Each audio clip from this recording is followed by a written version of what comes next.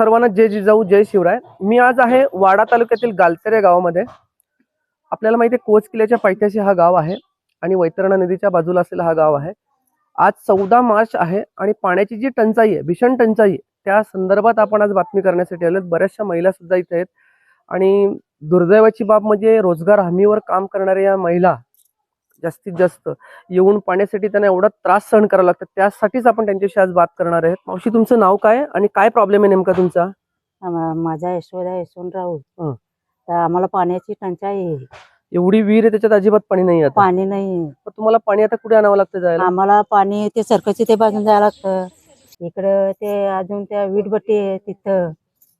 म्हणजे नदीच्या बाजूला गाव असून पण, म्हणजे वैतरणा नदीच्या बाजूला गाव असून पण, म्हणजे बहुतांश तुमच्यापैकी मला वाटतं रोजगार हमीवर काम करणाऱ्या महिला पण आहेत। आम्ही सगळेच जातात हो। रोजगार हमीवर काम करायचं आणि मग पाण्यासाठी वणवण।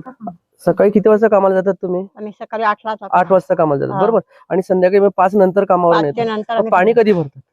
पाणी आम्हाला संध्याकाळी 6 6:30 होतं तर पाणी नाही मिळत।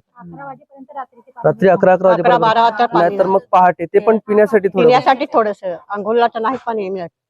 बघा, बिकट अवस्था आहे। आपण वाडा तालुक्यातच आहोत, नदीच्या बाजूला असणारं गाव आहे।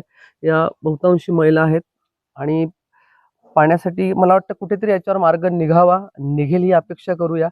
आणि त्यांचं दुःख जे आहे ते दुःख कसं कमी करता येईल याच्यासाठी आपण 100% प्रयत्न करूया। आपल्या आरव्ही न्यूज मार्फत आपण करणारच आहोत, पण अजून काय करता येईल त्यासाठी नक्कीच बोला। परत पाणी नाही आलं तर आम्ही आंदोलन करू।